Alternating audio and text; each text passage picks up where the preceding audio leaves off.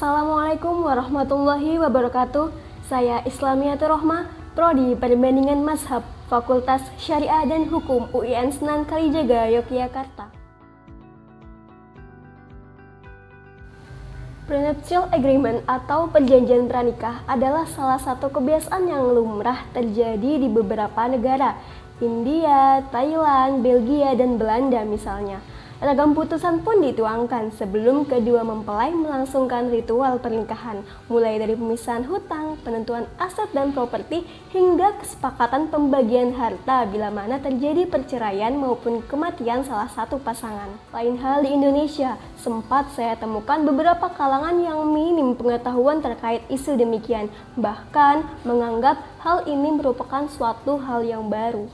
Sejatinya pengaturan terkait prenuptial agreement atau perjanjian pranikah ini sudah dituangkan dalam pasal 29 ayat 1 Undang-Undang Perkawinan tahun 1974. Tentu hal ini membuktikan bahwasannya perjanjian pranikah ini bukanlah hal yang baru, bukan?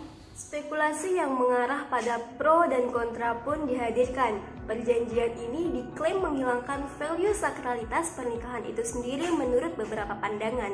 Ditambah pula Indonesia dengan mayoritas penduduknya terbilang antusias saat mengetahui fenomena baru yang melejit di jagat maya, apalagi yang menyangkut soal realitas beragama. Lantas bagaimana status hukum dan relevansi prenuptial agreement atau perjanjian pranikah dalam hukum Islam? Berkaca pada perspektif hukum Islam, fenomena prenuptial agreement atau perjanjian pranikah ini dikategorikan ke dalam bidang muamalah, yaitu hubungan manusia dengan manusia lainnya. Dalam ruang lingkup muamalah ini terdapat prinsip dasar yang cukup populer, yakni pada dasarnya semua akad muamalah diperbolehkan selama tidak ada dalil yang melarang maupun membatalkannya. Singkatnya, prenuptial agreement atau perjanjian pranikah ini status hukumnya adalah mubah. Mengapa demikian? Dikarenakan tidak adanya nas-nas syara yang menjelaskan bahwa hal demikian haram. Sehingga disinilah ijtihad mulai berperan. Ijtihad sebagai sumber hukum Islam yang ketiga benar-benar dibutuhkan dan berupaya menjadi titik terang. Selanjutnya, pelaksanaan perjanjian pranikah ini sangatlah relevan bila kita terapkan dengan 3 asas-asas hukum Islam. Apa saja? Yang pertama adalah asas keadilan. Asas ini merupakan asas yang paling mendasar secara universal. Tanpa sebuah keadilan, perjanjian pranikah akan terasa memberatkan dan juga merugikan.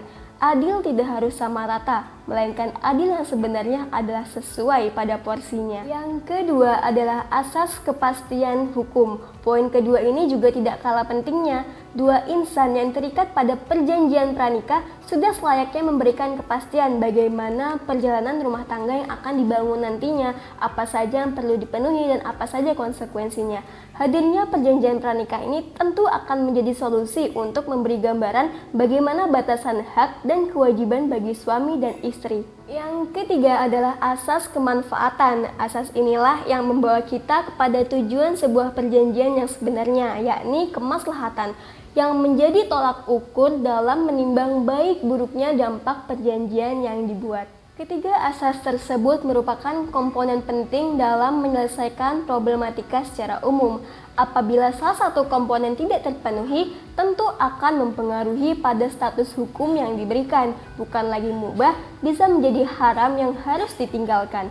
Tergantung pada bagaimana latar belakang dan juga tujuan perjanjian tersebut dibuat. Akankah membawa kepada kemaslahatan atau membawa kepada kemadharatan? Lihat dari pemaparan singkat ini, prenuptial agreement atau perjanjian pranikah adalah salah satu peristiwa kontemporer yang membutuhkan perhatian khusus. Namun yang perlu digarisbawahi adalah bahwa hukum Islam itu tidaklah stagnan dan kaku. Ia akan berkembang secara dinamis selaras dengan perubahan sosial dari waktu ke waktu.